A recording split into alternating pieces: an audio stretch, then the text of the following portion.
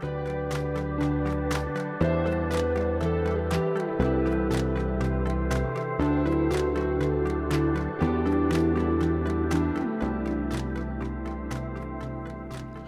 I am your host, Danielle Smith. And my name's Danny Tivalu, and welcome to our podcast. It's Glow Time.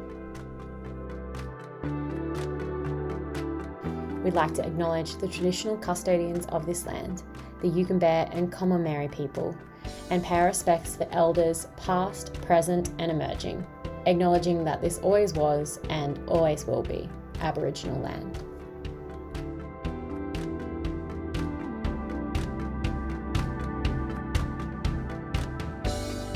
So thanks, Ellice, for joining us today. So welcome everyone to It's Glow Time with Danielle Smith and Danielle Tivalu. I always worry I don't get it right, but yeah. And That's okay. we have Ellice and Giovanni. Yes. Yes. Got all the words right. So this beautiful powerhouse woman I have had the honour of working with at Gwingana Lifestyle Retreat over the last couple of years, and have seen the amazing results and things that she has achieved. And yeah, very honoured and blessed to have her on the show today. So we just wanted to first give Ellice the opportunity just to share a little bit about herself at the moment. Oh, I don't. What do you want to know? Just bag, really. So just if you wanted to start off with just saying what you're up to at the moment, what's been going on in the last 12 months of your career and your journey. I've transitioned the last 12 months into Aligned. So Aligned is brain-changing movement, which is, it has a neurological aspect to functional movement patterns. So I believe that you've got to go to the master switch if you need to change something in the body, and the master switch is up here. So I try and educate people on movement from the brain first, and then once we get that brain sorted, then the movement patterns will click into place pretty quickly. So that has been a bit of a journey for me over the last 12 months. I've thoroughly enjoyed the neurology aspect of things. I'm the type of person that just needs to know all the information, everything. So coming from a background, I mean, my background was I did a Bachelor of Health Science, paramedics. I've done a diploma of recreational fitness. So I've always been involved in health and wellness, but there was always just a missing link to my knowledge, and this is definitely it. Once I studied neurology, I was just like, So yeah, that's been really interesting the past 12 months to gather everything that I've learned in my health and wellness, but really put it into this aspect now. And so how did Aligned come into the world? Because it sounds like really exciting. You mentioned a few things like your background, paramedics, but yeah, I'd love to hear how you kind of brought her alive. Yeah. So before Aligned, I was just going off my name, Ellice Giovanni, but let's face it, that's a mouthful. And marketing reasons, not so great. What do you say? And I was like, oh, this is too difficult. So I've always, as I said, I've always, from as small as I can remember, been involved in movement. That's just who I am. I'm on this earth to inspire people to move in many different ways. And that's just not physically, that's emotionally, mentally, spiritually, it's everything. So I needed to come up with a name that actually incorporated everything because as I said, I'm a mixed bag. I've got so many different things that I do with people. And yeah, Aligned, the word aligned came into it, and I'm like, well, screw the A, I'm an E. So it's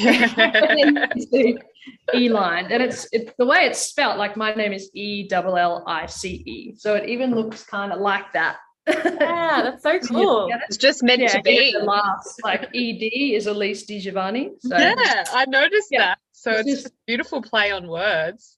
And when you pick a name, it's right because you just like you feel it in every part of your cells. So yeah, had that resounding yes. Yeah, 100%. I read Alicia Keys' book and she talks about that. She's like, you just know when you're like, yes, Yeah. Yeah.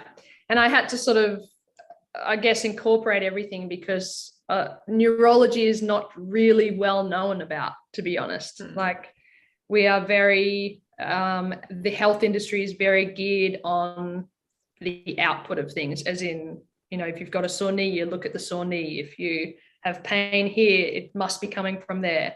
So I've really tried to use this platform as a way to educate people a little bit more about what's actually happening too. I absolutely love that, because it's like when we talk about, like, you know, compliance of things, of movement, and, you know, if people don't buy into it and understand why they're actually doing things and why it's important, that, you know, then they're not going to do it. If you just say, I'll do this exercise, and don't give them the backstory, like, people aren't going to do it. So I really love and admire the fact that you have education as one of those, you know, really important factors of it, because I think that's where forever change happens and transformation happens, when you do have that element into it. So yeah, really awesome that you're, you know, doing that. Yeah, I try and educate in the funnest possible way too. Well, you are a bundle of fun, always a laugh.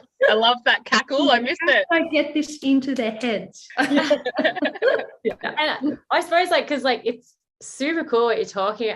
Could you like elaborate further on like neurology, and I suppose educate us, or specifically me right now, a little bit more about like neurologically based movement? Did I say that correctly? Yeah. Functional neurology. Yeah. So it comes down to, and it's very hard to wrap your head around, but the way we move. So a good example is pigeon toe. You know, if your feet turn in, that's not just a postural thing. It's actually your cerebellum talking to your muscles and the way your body moves to internally rotate your legs. Wow. So when I see someone has, you know, their feet turned in, I instantly go, that person needs more uptake from their cerebellum. So if I work then on their cerebellum and giving their cerebellum exercises, you'll notice a lot faster results with, you know, what they're seeing in their body. Yeah. And a great way, I guess, I explain it is, I always try and use the analogy of a computer. You know, if someone's got a sore knee, what usually happens is they will go to their doctor and then their surgeon, and then their surgeon's like, yep, we can replace that knee. But if you have a computer in front of you and the enter key doesn't work, are you going to just go to take the computer to the computer man and stick a new button on the enter key? It's still going to have a problem no matter what. You haven't gone to the actual root cause or the source of it. So you have to take the computer to the computer man who rewires it so that it works better. So that you're like retraining pathways. Retraining the pathways, actually figuring out what's going on in here that's making your knee move that way, or your knee sore or whatnot. Yeah. Because I think that's the missing link. Like people just go for that band-aid fix of just like, okay, cool, yeah, like my knee's sore, I'll just, you know, do that. And yeah, it's so cool that is the, you know, the way forward of doing that. And I remember one day I was at Gwingana with you, and then there was this lady that had frozen shoulder for years and years, and you spent 50 minutes with her and she could move her arm again. Like, that's so cool that just in such a short amount of time, just by, you know, going to the actual source of the problem, you can change lives. It's really 100%. Cool. And it should happen that quickly. I remember my neurology teacher saying, usually it takes one move to get someone in pain, it should take one move to get someone out of pain. Oh, I love that. Of course. Yeah. And it does. Like, I see it with my own eyes. I'm like, whoa. It's like magic. It's cool. Does that just light your soul up when you just have that impact on people? Yeah, absolutely. Yeah. Because these people, like some people have been to everyone you can possibly imagine, you know, and not saying that stuff doesn't work, because everyone is so individual. Like, you know how you, me, or, you know, I could go to an acupuncturist, it could completely fix me, and you could go to an acupuncturist and be like, did nothing. So everyone is so individual in their brain and how it works. So yeah, but I love that someone could go to anyone and then finally come to me, and I like touch their toe and they're like, what? Like, but yeah, because when people are in pain as well, like it just impacts their whole life, like the way that they respond to things, like the way they interact, the way that they can live a fulfilled life. So if you can fix the pain and fix the problem, then it's just so cool. That's what I love doing. Yes. So you mentioned that you used to be a paramedic. Yeah. So wow, like what a change in pace. How did you handle the, I suppose the situations that you were faced with and the types of, trauma that you would have witnessed? How did you maintain your composure and like your mental health? Yeah.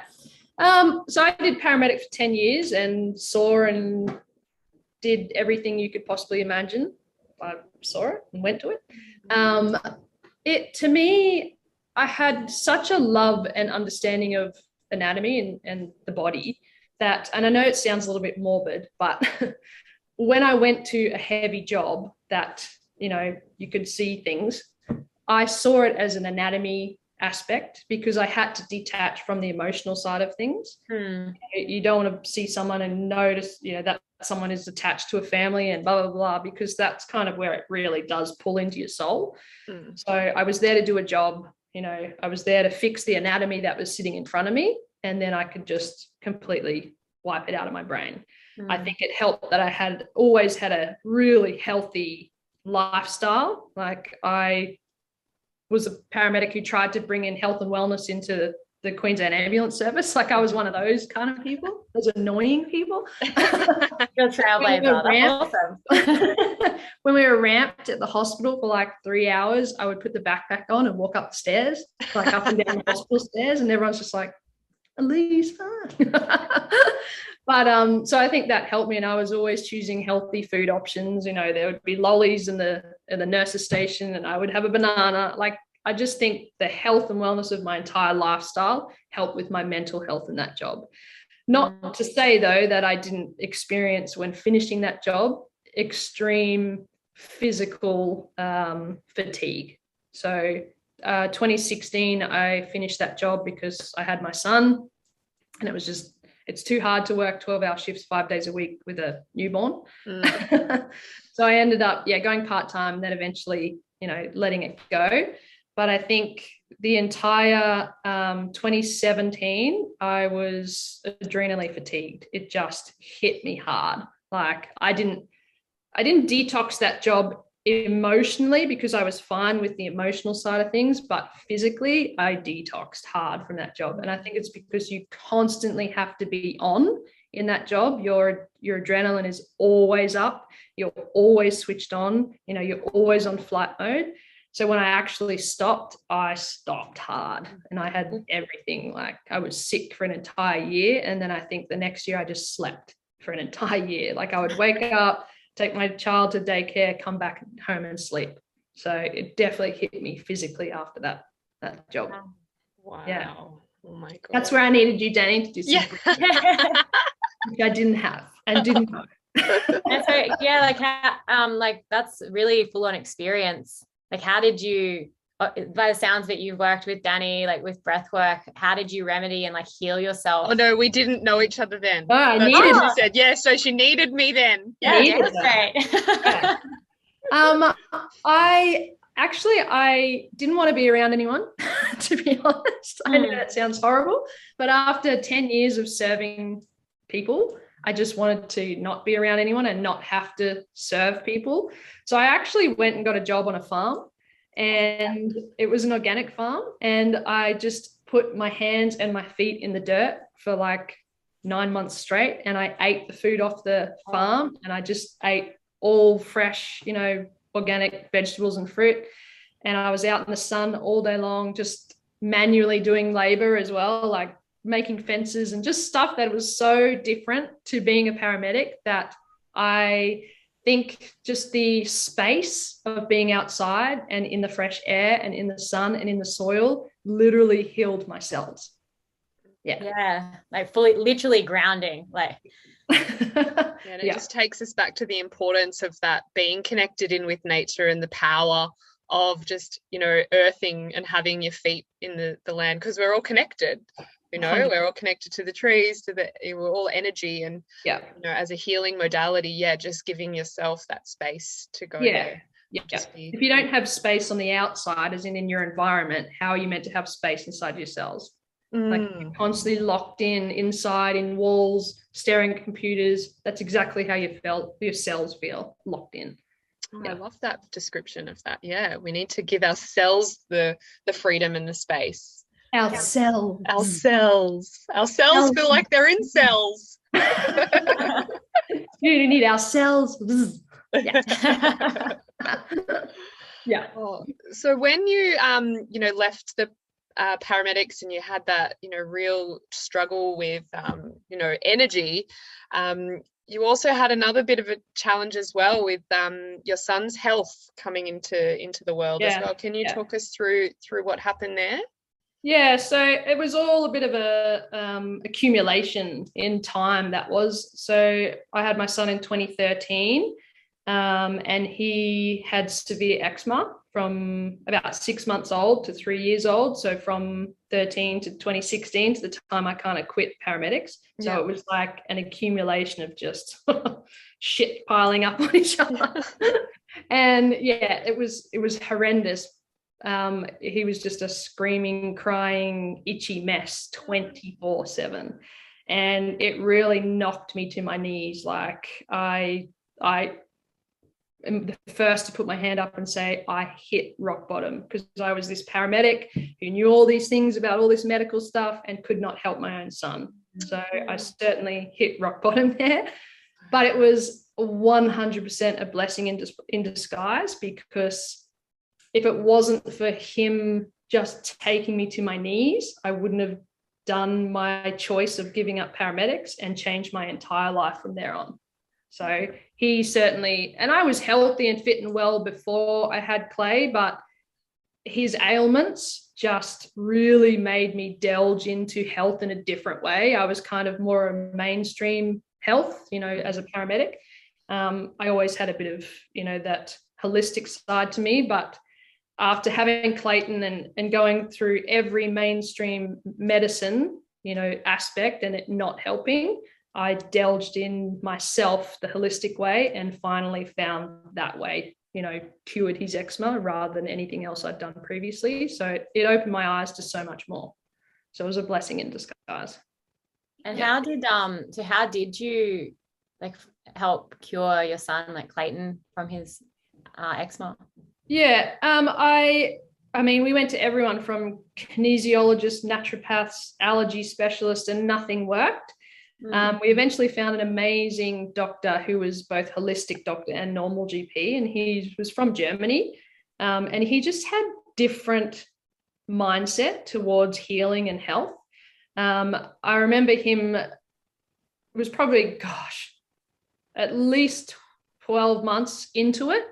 He goes, listen, your son's been keeping me awake at night because for some reason he's not healing. And I've, you know, dealt with at least 20 years of kids with eczema and just being able to heal them like that.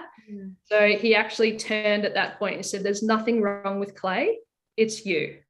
And I'm like, wow. How did you handle that like a bullet in the heart? My God. And he goes, well, he said it in a nice way. He goes, I'm not going to treat Clay anymore. I'm actually going to treat you because you are so energetically connected that I think Clay is showing you how you feel inside.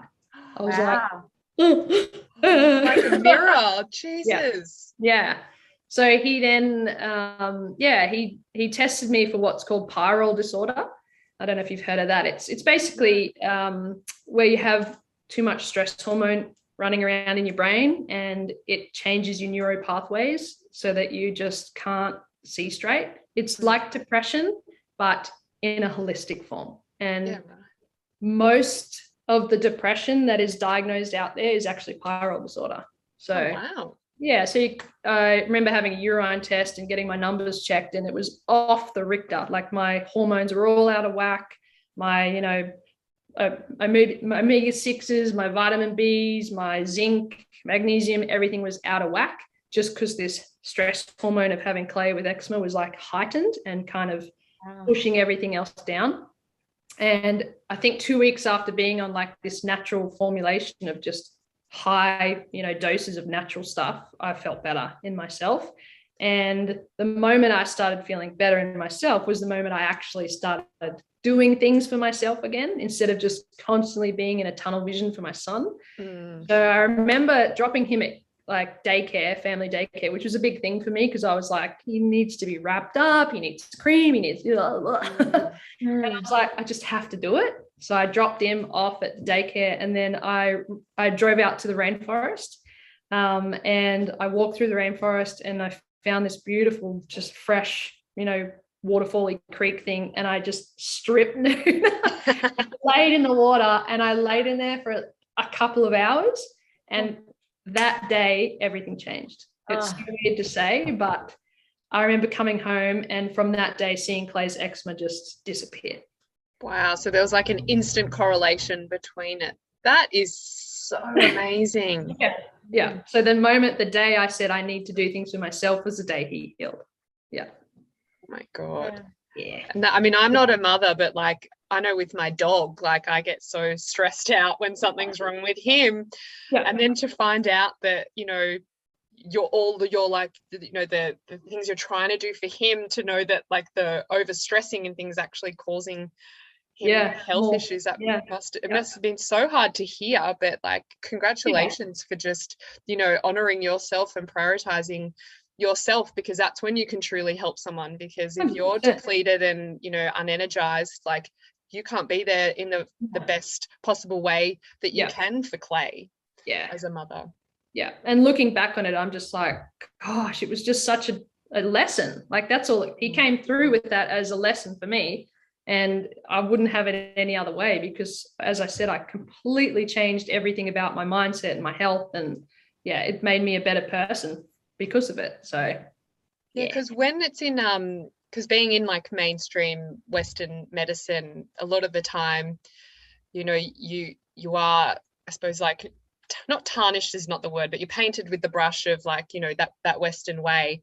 But I feel like there's just such an opportunity for like holistic to meet West. And I think there needs to be more of an uprise in regards to that. So when you mentioned that you tried to help that with like the paramedicine and doing that, do you feel like there is still, room or like the possibility for that to happen in the, I suppose, in Queensland Health? Yeah, absolutely. It didn't kick off when I was there. They just don't have time for the health side of things. Like, unfortunately, it is just such a busy job.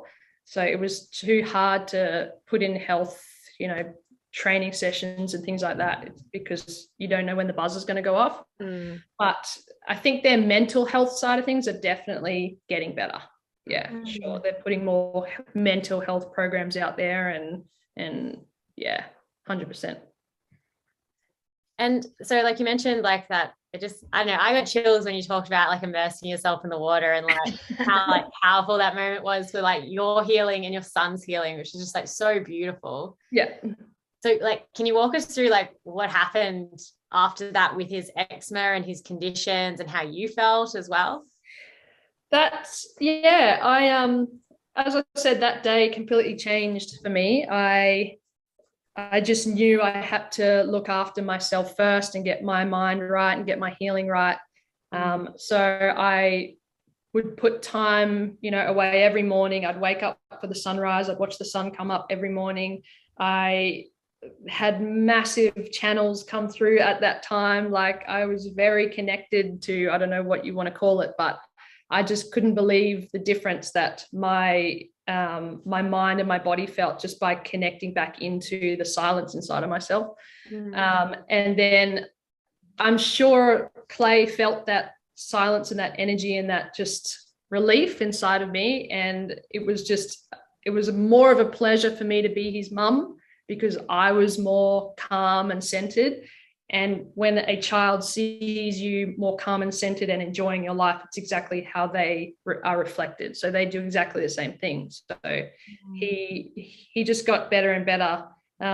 We did find a lot of allergies with him. So he actually went vegan for a while. We're not vegan, but he did go vegan for a while because I kind of put the two correlations together of, because what eczema is it's an overproduction of candida, like yeast in the gut. And a lot of the time eczema kids can't have dairy. And I was like, well, where does dairy come from? It comes from a cow. So I'm not going to give him meat either because it comes from the same thing. And as soon as I did that, disappeared. Like it really did. Yeah. So just the both the health, like the food, the wellness, the mental health, just being in that completely happy space with all those things improved both of us. Yeah. That's so beautiful. Yeah. So he's good now. Like he doesn't have, the eczema completely went away. But he still has some allergies to bits and pieces, but he knows it and he's happy to just not eat certain things. And he's such a little legend. He's got a little old soul. He is, isn't he? Yeah, he's always got a bundle of just a bundle of joy. I always see your stories about you guys out in nature, doing stuff out on the land, and he's always so happy. Yeah, he's a little outdoor kid, that's for sure. Yeah. I think it's because we couldn't go outside for like 3 years because it just would flare him up, you know? So now we're like, let's get out. Yeah. Again, how like adversity makes you grateful. Like, oh God, yeah, absolutely. Yeah. So what you mentioned that the lesson that you learned from Clay's reactions and skins and things, and so he taught you a lesson. What do you think is the biggest lesson that you want to teach Clay in life?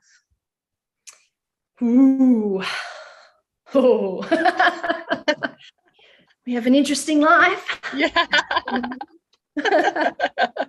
I was only just talking to him the other day actually about this, and I want him to see me connecting with nature. I love him seeing me talk to dragonflies and planting my flowers and going outside and being barefoot on the grass. And I want him to see that. I purposely go out my front yard and will meditate out the front yard because that's where all the kids play, because I want them to see that that's totally normal to do that, to take time out. So I really try and teach Clay the importance of being in nature, off devices, because there is going to be a time that the devices, the social medias, they call it transhuman, it's going to get worse. So I want Clay to make the decision on his own to choose to be in nature as much as possible, because that is literally where he's going to find his answers rather than sitting, in a room on a device. So that's probably my biggest lesson for Clay, is just to listen to himself, and connect back to the wild, basically. Yeah. That's beautiful. little Tarzan in the making. For sure. Let me find a farm, give me no shoes, and I'll be happy. I always say that my feet get claustrophobic, and so that's why I just love wearing those shoes. Scream at me.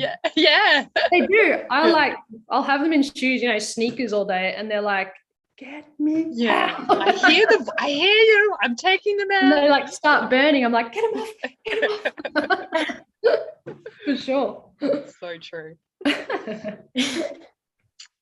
And so you obviously, now that you work in neurology, how did that come about after, I suppose, you worked in the farm as well? Yeah. And have been a paramedic. So how did neurology enter your life? So after the farm, I remember I had a vision board. How weird is this? I love vision boards. So we're all down with that stuff. Yeah, totally. And I was at the farm and I met Dr. Libby at the farm. I actually didn't meet her. She was talking to the farmer and I was like, who's that? And he's like, oh, that's Dr. Libby. She's blah, blah, blah. She works at Gwingana. And I was like, oh, I've always wanted to work there. It seems really cool, because as a paramedic, I actually went there for jobs. So I, took people away to hospital from that place. And I was like, you know what? I'm going to work there. And I put it on my vision board. And I'm like, I put the picture of the pool up on my vision board. And I'm like, I'll end up working there one day. And it just so happened that the lady who was working at the farm ran a cafe, and then that lady I met another lady, and the other lady was like, I work here, and I was like, oh my god, I always want to work there. And she's like, there's an opening, you should put your email in. I was like, far out. Yeah. Just once again, when you open, it all happens. So I ended up, so that was 2018. I started at Gwingana, and I was there for 3 years, and it was so good. I always loved Gwingana because I say it's like a cauldron. It's because you have 65 new guests in front of you every single week. You can really cultivate what works for everyone, and week by week, you can kind of stand in front of these people and really present yourself of what they enjoy. So I've always done mobility. So, mobilizing the joints and teaching people how to mobilize and move well. And then once again, I thought, I've got to teach these people why they're not, moving well. It can't be from posture. It can't just be from sitting at a desk all day long. So I then was, interested in the brain side of things and started studying the brain side of things a couple of years ago and just went, this is it. And then I started cultivating the brain stuff into my mobility in the classes in front of everyone. And the feedback was just phenomenal. They were just like, how do we not know this stuff? Like, why isn't this stuff taught? Why is the mainstream health never, touched on this? So, it was really cool. And I'm like, well, I'm getting so much feedback about it that I really have to start opening this up more for everyone to access it. Yeah. And so what's your big vision with Aligned? Like, where do you want it to go, and what do you want people to achieve from it? I just want it to be, a really good platform for educating people as well about movement. I think I always say movement is changing. The way we move is changing, and it's going to change. Long gone to me are the days of calorie counting and doing, 3 rounds of 10 reps. It's just not the way it's meant to be. That is the way we've done it in the past, but it really is changing because we live in such a different world now. We have so many things pulling at our attention at once. We are very highly strung as human beings. We are busy. Our adrenals are shot. Our cortisol levels are too high. And then we go and smash out a HIIT workout. For some people, that's the last thing they should do, especially when they have their, adrenals and cortisol too high. So I definitely think movement has changed, and I want to be a part of that. I want to be a part of a different culture to the health and wellness field, teaching people that you don't have to smash yourself out every day to get a result. You can actually just switch on parts of your brain and get a completely amazing result in, the body. But I think the movement side of things has always been my favorite. Even I was an athlete in the day, and I used to enjoy the injury side of things rather than the functional well side of things, because I was like, right. Now, so did you trip yourself over running down over the hurdles? Yeah. How can I spend more time in rehab? How can I rehab myself the fastest possible way? And I really enjoyed that. So, and it can be done. Like, when you know how to do it, geez, it happens so quickly. So I want to be that kind of platform of just really good education, a platform where people can come to and be safe in an environment of, they may not feel comfortable in some of the aspects out there that they're of health and wellness. They can definitely feel safe with me and Aligned, because it's not just a platform for brain changing movement, but it's everything. It's if someone has a right brain issue, then I'm going to tell them to get out and do more things with their right brain. So your right brain needs flow, it needs creativity, it needs music, it needs dance, it needs nature. So I give everyone that kind of holistic aspect, I guess you can say, as well. Yeah. So cool. Yeah, we live in such a society where there's such a focus on, calorie counting and smashing yourself as hard as you can.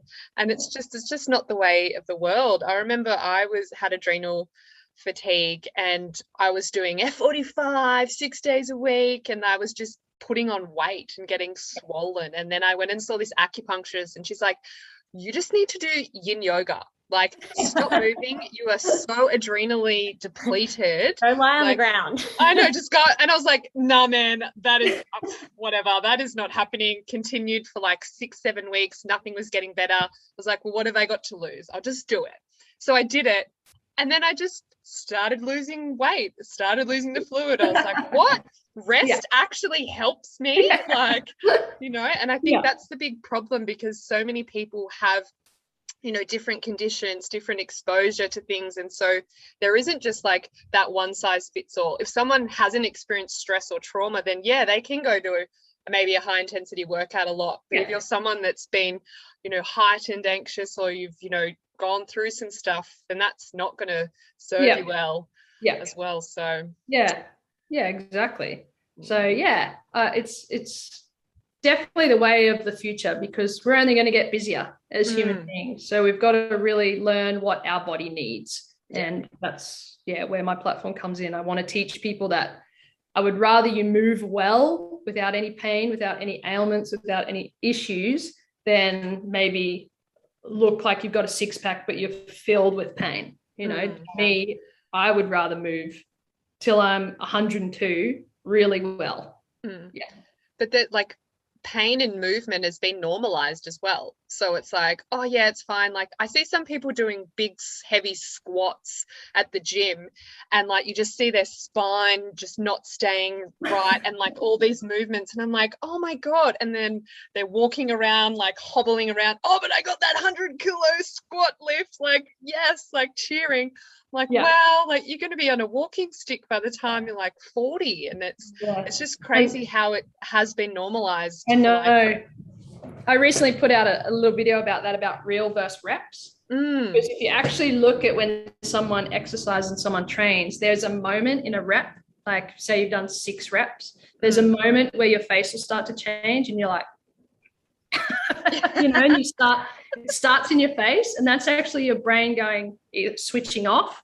Just going, you know, I'm fatigued, I'm tired. And at that moment, if you continue past it, where everyone does, because they're trying to get to 12, you know, instead of finish at 4 or 6, that your brain, your last rep is what your brain remembers, right? So if you're on the 12th rep and your posture's out of whack and you're struggling and you're straining and you're in pain and fatigue, your brain's like, do you really want me to file and log that as your last rep, as like what we're staying and stopping on? Because that's what I'm going to remember next time round. So cementing in those movement patterns of like poor movement patterns. Yeah. So I always say do real, like where it feels really great, and you're like, then you start to fatigue, you stop there, because that's where the brain goes, all right, so now this is good, this is good, this is good, this is good. And it will cement that for the next time, and then you will power next time. That's so cool to know, because you always see this attachment to, like, you know, I've got to get that 12 reps out regardless of how I get there. So that's a really good way to apply that, to associate. What did you call it? Real versus rep. I call it real versus reps. So it sounds like, once again, it's just like, you know, if you, like you said, when you rested you lost weight, it's exactly the same thing. If you actually go with your real versus your reps, you'll get to your goal so much faster than if you're trying to smash out the reps. Because there's that constant chase of when people do a workout of like, oh, I want to feel the pain of the muscles the next day, but that's not necessarily healthy, is it? No, and that's why they always say, like, athletes, if you look at a really good athlete, they are so composed and they make things look effortless. And that's exactly how you want to do it as well. Like, you can get to your 12 reps, but make it look effortless, as in, are you straining? Are you stressing? Is your body tight? Like, see where you know, fit into that. Yeah, that's interesting. It feels like my interpretation of what you're saying is, it sounds like with your clients a lot, it'd be first teaching them to listen and reflect, because that's like, and honoring exactly where you are on a certain day, going, today has been really stressful. Perhaps my best today is 5 reps, but I've done them perfect. Like, I've done them so well. I did my absolute best, and now I'm done. 100%. How do you teach someone to like begin to listen and honor that? So it's the way I teach it is fun, because your brain will tell you if it likes something or doesn't. So I always tell people to test something and then retest something. So if you're doing, a squat, you do a squat and then we'll do some sort of brain changing movement and then we'll do the same squat. Now you'll either get better or worse at it depending on, what your brain likes. So that's the same with the left and the right side of your brain. So you could be, doing bicep curls on the right side, but getting more pain on an area of your body. And then we switch it and we do the bicep curls on the left side and the pain goes away. And it's because your brain will tell you what information it wants. So if you're only moving your left side of your body, all that information goes to the right side of your brain. So it's complicated in that aspect, but once clients come to me, they know the process of testing and retesting themselves. So it might be, the shoulder doesn't move well, then they go and do an F45 class and now it's not moving at all. That's the brain saying, I hated that entire thing you just did. Don't do that again. Don't do that again. So it's really important to actually listen to what it's saying. Whereas if you before a class, you test your shoulder, then you do a breath work, you test your shoulder again and it's here. And it's like, I love that. The brain loved that. Do more of that. It will tell you all the time what it wants. Yeah. Oh, so cool. Very like growth mindset based, like being very open. Yeah. It gives you every hint in the world, your body. You just have to be open to listen to it. Yeah. And I think there's like this element of non-respect for how amazing our body is. Like it's doing all these things like at the moment, like my food's digesting, my heart's pumping, I'm breathing, like I don't need to tell it anything. And we got to start to really respect and honor this vessel that we have. And, and the brain is the CEO, like the brain is the communicator that allows all this to happen. And so by, really connecting back into that and nurturing and nourishing that brain, you are going to have this like strong, long, like body that's gonna achieve longevity and be able to climb trees at 100 years old. And 100%. This is your love story. Like if you ever had a love story, this is it. So true. I love that. It is. Your body is the love story. Yeah, and I always say it's like you live in the most amazing piece of real estate on this planet. And that real estate will do anything for you. It's better than any house you will ever buy because it self-cleans. It has the best HD TV in it. It has the best audio. It has, you don't have to put the bins out. It just kind of does it for you. Like there's so much in this piece of real estate that is just phenomenal. That's what I want to teach people about. I love that. That is so cool. I'm going to steal that. Well, trademark it. You trademarked it. I'll refer back to you. Okay. Beautiful analogy. Yeah. So I always try and teach people about that, and just Danny's probably seen I've got so much out there as well about poems and stuff about the body, because it's really important to self-love in a way that's not where people are like, oh, self-love, blah blah blah, but what your body actually is doing for you to keep you alive is phenomenal. Yeah, you mentioned that poetry, and I love like you are so connected to the science and the neurology side of things, but you have this beautiful other side to you around connecting to the greater good and this whole feminine poetry side of things. How have you found balancing that throughout your life? Have you found you've been more, dominant in more of that sciencey side, and now you've just come back to that more feminine side? Or I've always had a good little balance between the both. I've been someone who's always written words forever. Like since I was 13, I just would write. Yeah. Some say it's channels because I don't know. I'll be like sitting here and go, like write it out. But yeah, I think it's definitely important this day and age to really connect with that feminine side of you as well, that really just that soft side. There's a lot of I kind of say like the F45, that's like the side, which is awesome, but you also have to have the yin and the yang, the soft side as well. So, and I've definitely learnt that in the past few years that I need more yin in my life. a lot of us do. Yeah, I mean, as a paramedic, I was yang, like constantly. I would train and then get it, work 12 hours and come home and clean the house and do all those sorts of things. But it hit me hard. Like in the end, it chased up with me and knocked me flat to my, core. So I really enjoy the softer side as well, the quieter moments, the going for a walk in nature, being alone, just meditating, breathing. Those things are awesome. And if you can really enjoy to settle into those, then you've got the perfect balance of the brain as well, that left and right brain hemisphere, because the left is the doing, the logical, the gotta get shit done. The right is the, no, I just want to play with fairies. I want to talk to dragonflies. I want to talk to dragonflies. I get in trouble doing that. Like I literally walk in my garden and I'm like, hi guys. And my neighbor's like, who's this chick? No, never change. Always be, your beautiful self, quirk and all. Oh, 100%. Yeah.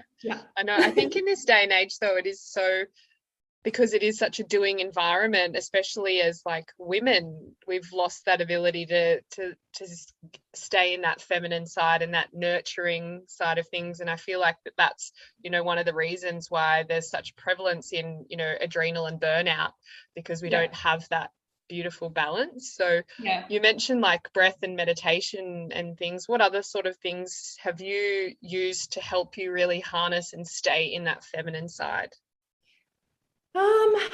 Music. I love music. Like I will try and enjoy the mundane things. So everyone has to do the washing, the folding, the cooking, the dinner, like that's mundane stuff. But if you actually turn it into something that's quite enjoyable, so you put the loud music on while you're cooking, you're dancing while you're cooking, like it can make it really nice, and it can be a part of a meditation process, a part of just being a present process as well. So I've tended to do that a little bit more than just going, shit, I gotta cook dinner, I gotta do this, I gotta damn well fold those clothes. Like just turn it into, it can be like folding the clothes, moving your hips, doing a little do a podcast while folding the clothes, like just enjoying those small moments, is because those small moments, we have a lot of them, so you may as well utilize them. Well, that's the journey is the best part, isn't it? 100%. Yeah. So you mentioned music. I feel like Danny Tivolo would love to know what type of music that floats your boat. I have to admit, I do we have Queen clean at home. So you like, sometimes if it needs a quick clean, is like competition also like makes productivity increase. We put on Bohemian Rhapsody and like, how much can you get done by the time that song's done? Nice. God, I didn't even know. I like all music. I just put it on Spotify and put it on some, I don't know. I don't even know the genre. I'm just like, just give it to me. Whatever makes you, high vibe. Whatever. I love trance. That's a bit weird, but I do like trance. I love that you love trance. I can fully see that in you, just really doof-doofing. Always loved a bit of trance, but like the soft vocal trance too. That's good. What about glow sticks? Do you incorporate the glow sticks with your trance dance? Yeah, a bit of mobility in the glow stick. Yeah, also wrist mobility, the ankle mobility. Totally. Oh, absolutely love it. So I have a question for you. If we ask all of our guests this, if you could have a billboard anywhere in the world, what would your message be and where would it be? Oh, wow. Mm-hmm. Where would it be? Well, it'd have to just be in the sky. So yeah. You're like, oh, there it is. Yeah. What would it say? Oh, that's a hard one.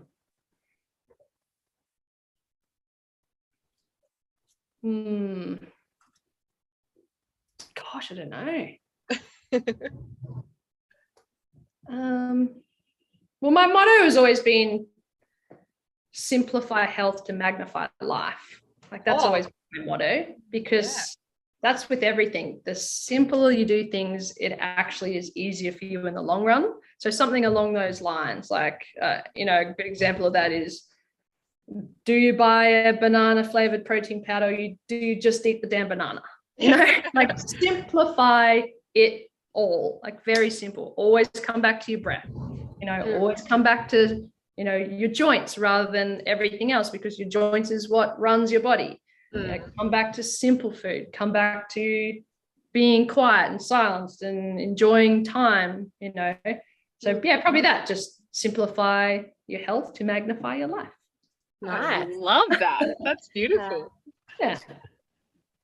Put me on the spot there. Really good question, hey?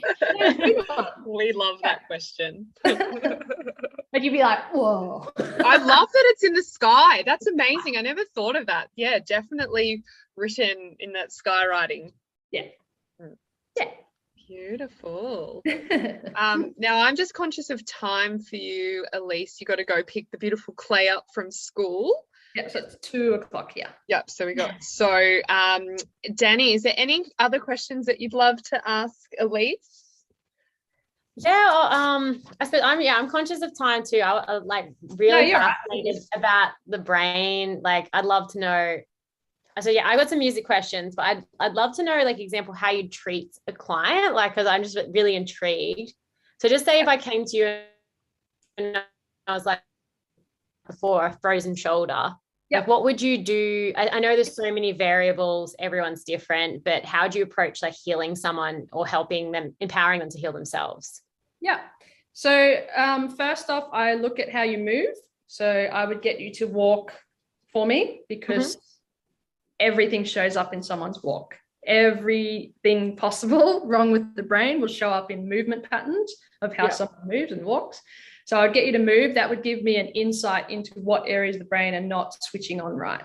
So like I said before, maybe one foot turns in. I'm like, okay, that's cerebellum on that side, or, you know, and then I'd give you a couple of tests, you know, a couple of movement tests and functional tests, just to give me a bit more of an insight into the brain. And then depending on what, you know, area has showed up in the brain, maybe you have a bit of a right brainstem issue, then I need to saturate that area more. So if you had a right brainstem issue, you'd probably have pain all down the right side and be like, my knee's been sore on the right, my shoulder's been sore because this isn't functioning well. So then I'd be like, okay, I've got to saturate the right brain, which means I'm not doing anything with your pain. I've got to go to the opposite side of your body. So I've got to work your left side of your body to drive information to the right side of your brain to fix the right side of your body. So it's very kind of technical in that aspect. But as I said, it works every time, because you're pinpointing up here, the master switch, rather than going to a knee. Because if you had a sore right knee and you had an issue with your right brain, can you see how if I touched your knee, if I made you move your right knee, all of that information would go to the left side of your brain? So it's saturating the bit that's already working well, kind of thing. Like, it's not going to work, and you're still going to have issues on that side. So you've got to work with the pathways and kind of work it back through. I can give you a little brain training example now if you want. Yeah, that'd be really interesting. Yeah. Go like that. Okay. Bring your little finger out on the right hand and your thumb out on the left. Come on, Danny, you do it. Yeah. I was like, oh God. And you're going to switch and switch. Oh my God. So for those of you who can't see anything, we are not doing very well. Shaka. All right, I'm going to practice that.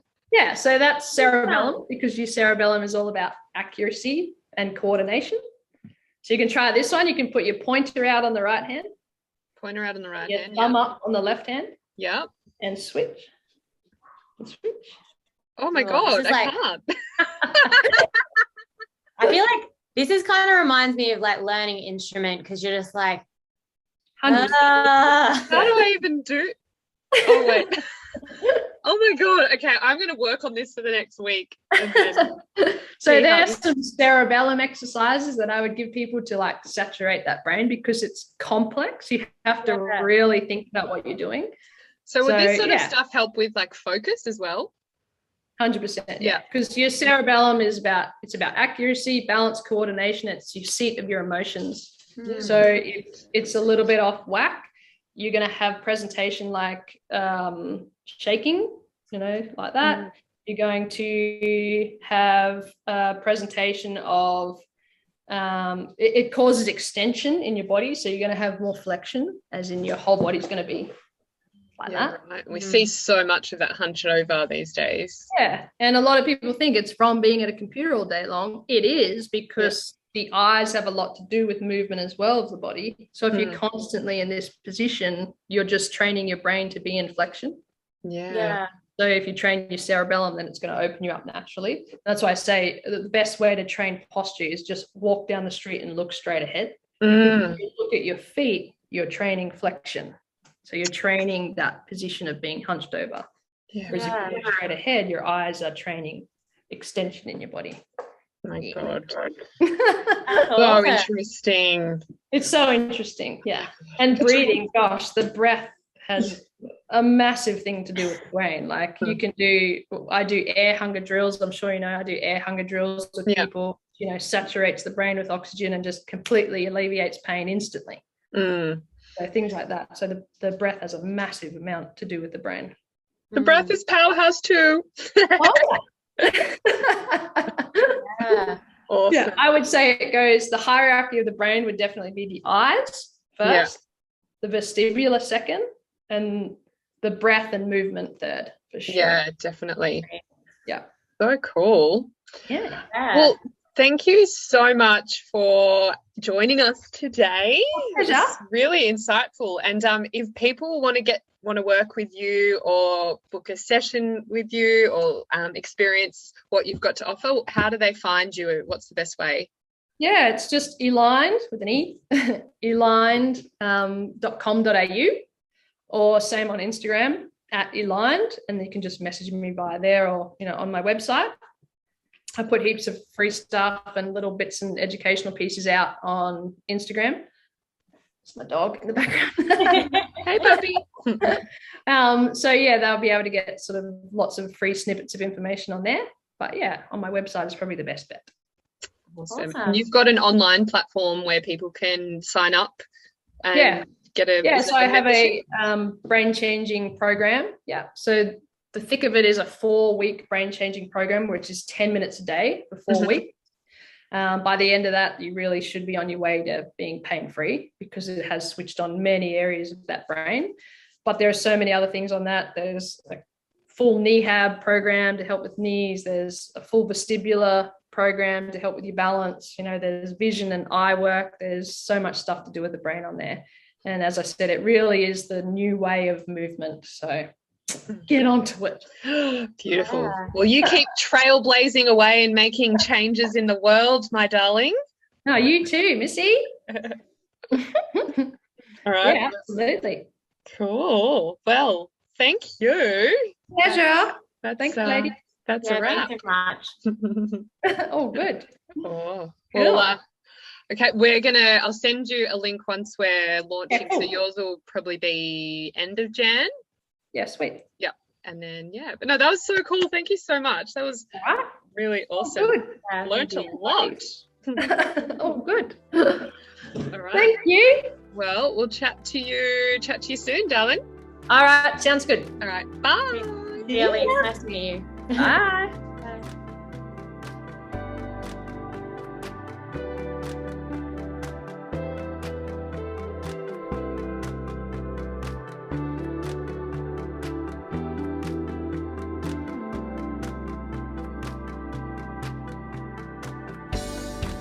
If you loved what you heard today and want to hear more, then don't forget to head over to your chosen platform of choice and subscribe so you can hear more of It's Glow Time.